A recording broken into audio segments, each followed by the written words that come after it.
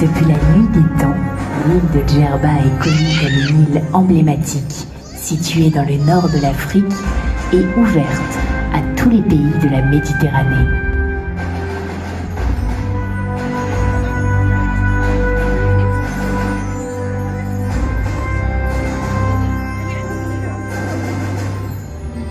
Cette île fut convoitée par de nombreux prétendants.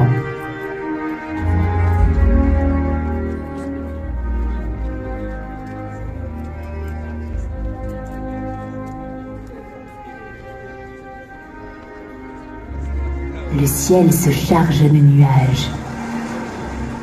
Le tonnerre gronde. Le vent emporte Ulysse et ses hommes loin de Cythère et du cap Malus.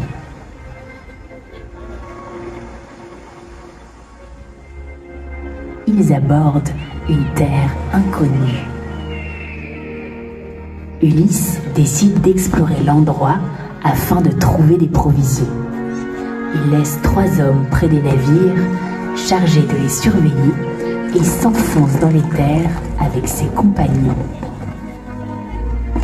Quelques heures plus tard, ils sont de retour. Mais les hommes, à qui il avait confié la garde des navires, ont disparu.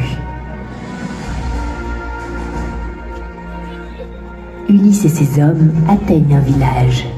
Leurs amis sont là, assis par terre, sains et saufs. Mais ils affichent un air béat et mastiquent des fruits étranges de couleur rose.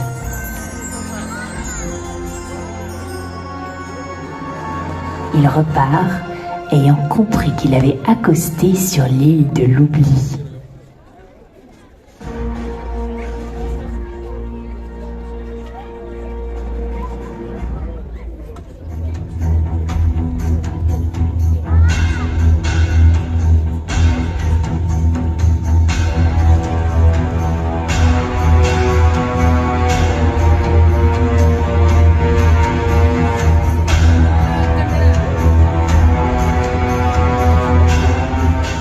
L'île a connu un essor commercial.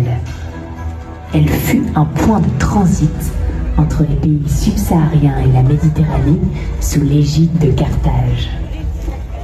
Avec l'arrivée des Romains dans l'île, la vie économique avait encore évolué, étant donné l'intérêt que les nouveaux conquérants donnèrent à l'agriculture.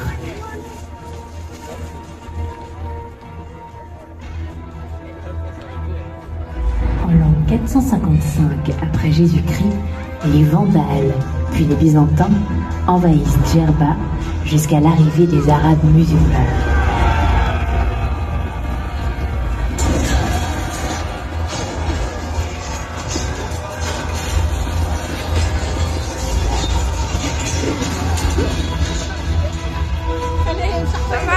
Le corsaire turc Barberousse, avec son frère, a pris Djerba comme base pour leur manœuvre au Maghreb sur ordre du souverain Hafside.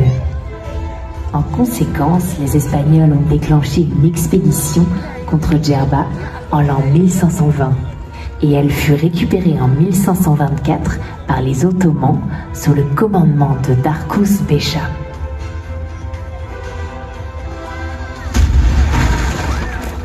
Les conflits opposant Ottomans et Espagnols ne furent stoppés sur le sol de l'île qu'après la bataille décisive de 1560, au cours de laquelle Darkus Besha réalisa la victoire.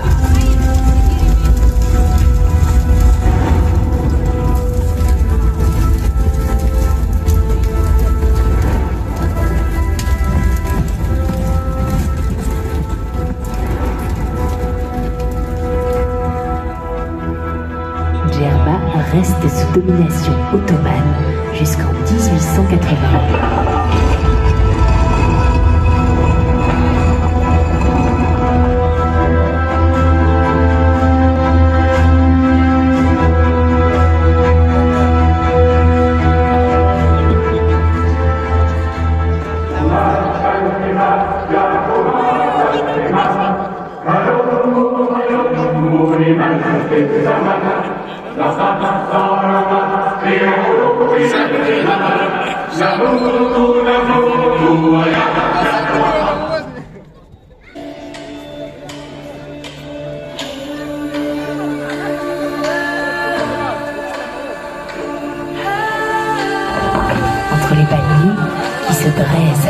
de vue le long des routes, on aperçoit des ruches, les maisons typiques de l'île, des échoppes colorées et partout, des hommes vêtus de blouses grises et des femmes en besserie coiffées de la mvala.